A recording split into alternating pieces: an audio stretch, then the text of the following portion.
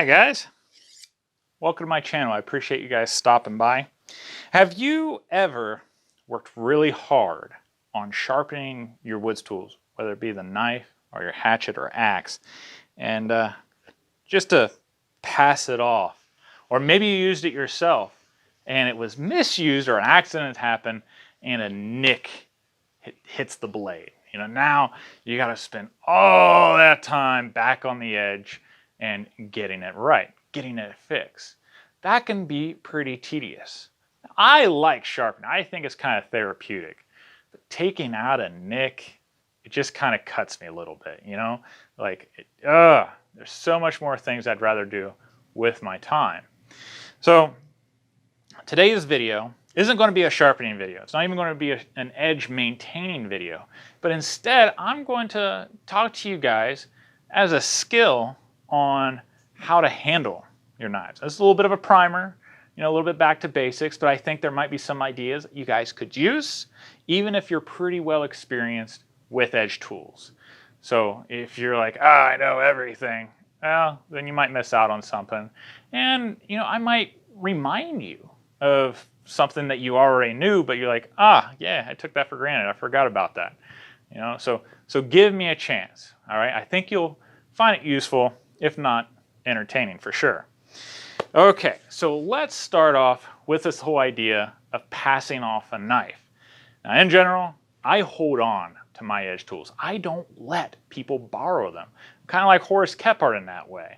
Horace Kephart, he's like, if you lend it out in his book, then you're taking the chance and, having somebody else nick or damage your tool. You might unfriend them. You might disown them. At least, not that extreme probably, but it can be pretty intense. Some pretty angry feelings that you'd have to walk away from. So if I have somebody who's asking me, he's like, hey, can I borrow your knife or can I use your knife? Hey, can I use your hatchet? Can I use your axe? I say, what are you doing? Oh, I need to cut something. Hand it here. I'll go ahead and cut it for you. I do it that way. But there's probably a circumstance where you might have to pass it off. Maybe you've got kids and you're teaching them.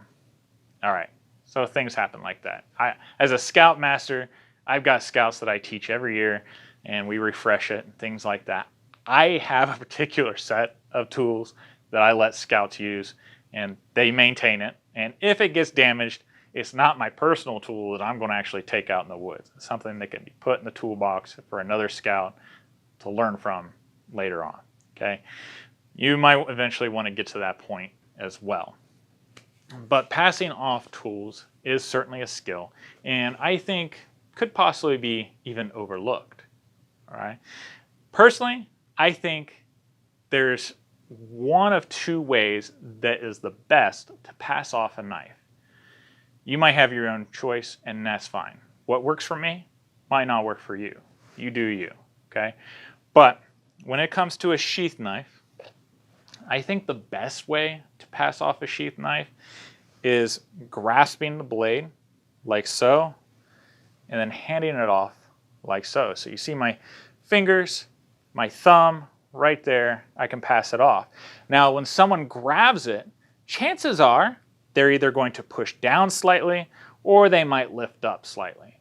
And that's the case. If they push down and take it away, my thumb's going to break off, right? And if they push up and take away, chances are, because of the pressure on my fingers, I'm going to be able to get it away. All right? So you always got to take that into consideration on where that knife's going to be. Never assume that the person you're passing the tool off to knows what the protocol is or what is commonly accepted. Now, in Scouts, we always teach the kids to say, I have it, and thank you. Okay, they say, thank you, I got it, hey, I have it. So all those are acceptable in my troop and in most scouting circles that I'm aware of. So when you pass it off, ask them, let me know when you have it, okay? Let me know that you got it. And then they grab it and say, I got it, and then you can let go, okay? You don't have to worry about that pressure up, down, side or side, and possibly getting cut, okay? Because this can get you. The other semi-acceptable way, I don't really like it because I think it's more dangerous, but I've seen other woodsmen use it, and I think it's a second. Not a primary, but it's somewhat acceptable. So you have your traditional knife grip, like so. You would take your thumb and forefinger and you pinch the blade like so. See, I got my thumb, I got my forefinger. And then you take your 3 fingers and kind of flip the handle out towards the person who's going to grasp it. I think the same thing should go as far as to say thank you and I got it, things like that. Reason why I don't like this method. Again, you do you, that's fine. If someone were to lift up on it and pull away, that point can kind of get you right there. It can cut you or scratch you. It could surprise you. Bad things I think could happen. But if you've got the protocol of I've got it, thank you, whatever, then you can just let go and break away like so. But I never like to assume anything when it comes to edge tools. So again, those are my 2 choices. Now, a pocket knife, you should always hand off with the knife closed. That's pretty basic, pretty simple. You should still say, I got it, all right, thank you. There's some of that, handing it off. What else do we got about safety? You might laugh if you're not in the Scouts or if you don't take this as a big deal. But in scouting, we always have what's called the safety circle, the death circle, or the blood circle. Okay, so what that means is you can take your knife, whether it's a pocket knife or a sheath knife, you grasp it like so, and you do a complete 360 all the way around you. Now, I used to work construction in college, and now I have my own personal hobby wood shop. And having a clear area, your working area, your working space, has always been a priority. And I used to work with a lot of people who weren't ever Scouts, and they always made sure, yeah, you got a clear area. If you got a super long stick, you could catch it on something. You got to think about that. Same thing with your knife. If you fling it off, you lose control of your knife, it could hurt somebody. It could damage something. So take that into consideration about your space. And now, if you're sitting down, your legs are splayed out like so. Now you've got the blood triangle, death triangle, whatever you want to call it. Okay, you have 2 major arteries on the insides of your legs. So if you're not careful and you're cutting, then you could nick an artery. You could cut yourself pretty bad, and you could bleed out and die. It's pretty serious. So you want to make sure when you're sitting down and you're using your space, they're using it right in front of you, not outward. Another option is to do it to your side, like so. If you're left-handed, right-handed, whatever works for you, make sure that your knife is not going somewhere where it's going to hurt you or hurt somebody else. So that's the basics of safety. Now let's talk about the edges themselves. I have 3 knives here, and I've already done a video on knives, their uses. I think I'm going to do another series on how to use each style of knife for what they were designed for. It kind of falls in line with my series next fall, and I'll talk to you a little bit about that towards the end of the video. But this one is an old hickory. I think this is a perfectly good beginner knife, kind of like the Mora, because old hickories and Moras, they're cheap, but they're good. Old hickories, carbon steel. They've been around for a long time, and they hold the edge really well. They're kitchen knives, they're butcher knives, but they're good quality. You don't even have to get an antique. Even today, you can go get a brand new old hickory, and it's still pretty good. This one here is a French trade knife style. I think this is a really good beginner knife as well, because it does everything that you really need to, with the exception of batoning, because it is a very, very thin blade. I don't really like batoning my knives. You might like it. That's why I always carry a hatchet. But a French trade style knife, I think is a good beginner knife. This was my very first woods knife that I got acquainted to when I was really starting to do some serious woodcraft and bushcraft kind of stuff. This is my mother's Western hunting style knife. Now, this is designed specifically for gutting and cleaning and skinning an animal. but I have never had a problem using this for any of my woods tasks. So this is what I always use. It's very sentimental to me. It's like having my mom next to me, but I've never ran into a situation where this didn't do the job that I needed to do. So that's why I always like this one. For this upcoming discussion and demonstration, we're going to use this one. Before we do though, if you've liked this video, if you found it useful or interesting so far, please go ahead and click the like button. That way other people find it and they learn from it and it benefits them as well. I really appreciate it. Okay, so this is a really long knife. I think it's perfect for this kind of demonstration because we can break this knife down into different parts. The very first part up here, the first inch or two of the knife, that's where you're going to get the most power from. In the middle, again, it's kind of middle power. Down here towards the tip, you're going to have the least amount of power. So if we take, let's use this one here. If we take this stick, and if we really wanted to take some meat off of it, take some serious material, then using this first section of the knife is going to be best. If we were trying to take off just little itty bitty bits, just little shavings or do some finer work, then going towards the tip is going to be the best. Might not realize it, but if you take a microscope to this edge, you're going to see jagged teeth, very much like a saw. Knives are designed to slice. It's not designed necessarily to chop. You can use this for chopping, be perfectly fine, right? You want to chop an onion, chop some potatoes, boom, boom, boom, really easy. You might even be able to chop some green sticks with it. Easy. But that's not really what this style and the grind and the edge was designed for. No, it's a slicing knife. So if you're trying to take off a ton of material, if you angle your blade like so and you bring it across, then that's going to give you nice even curls like so. And it goes through really quick, really easy. You can do this probably an hour or two and not get too terribly fatigued. But if you're doing this, trying to take off the same kind of material, then you're going to be pushing a lot of force because you're not using the slicing motion. If you're doing a power cut, then this front, and that'll take off a ton of material all at once. If you're wanting to take off nice long pieces of material, and like feathers, then the slicing method is going to be best.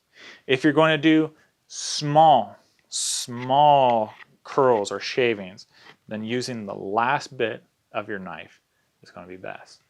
Look at it this way, okay? Mechanical advantage. I always tell my students, science and math, it's useful, you just don't even realize you use it. If you were to push using this first section of the knife against the stick, I can feel the pressure of the stick pushing up against it, but the stick is losing.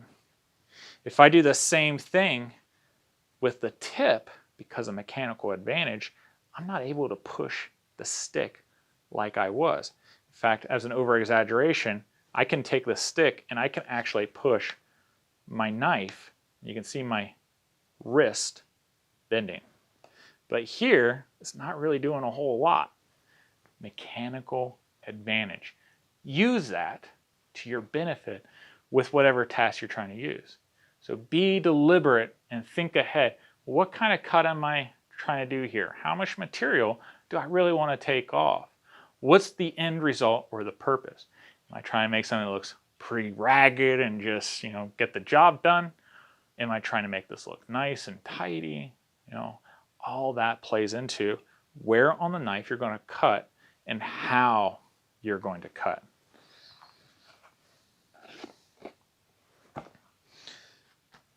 Now, even your pocket knife is a good place to start. If you don't have any sheath knife and you want to go woods crafting, do it. If you want to do some bush crafting, do it. You can do so much with just a little bit of pocket knife. If you want to take off big curls, again, the same principle, slice. If you want to do fine carving, get up there with your thumb And you can do some curls. You can do some saddle notches. You know, this thing will do you just perfectly fine. All right. Now, before we wrap it up, all this kind of fell in at a time, not purposefully, but I'm doing a collaboration with two of North America's greatest blacksmiths. We have Darcy Quap of Alberta, Canada, and we have Doug Lockhart of United States.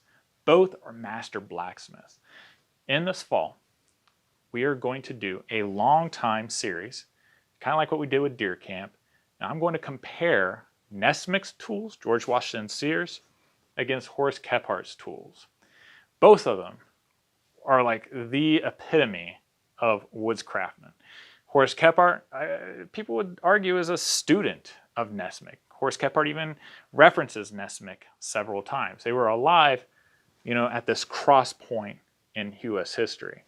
So they complemented each other really well, but both of them had very different trio of tools. And we get to see how that all comes together.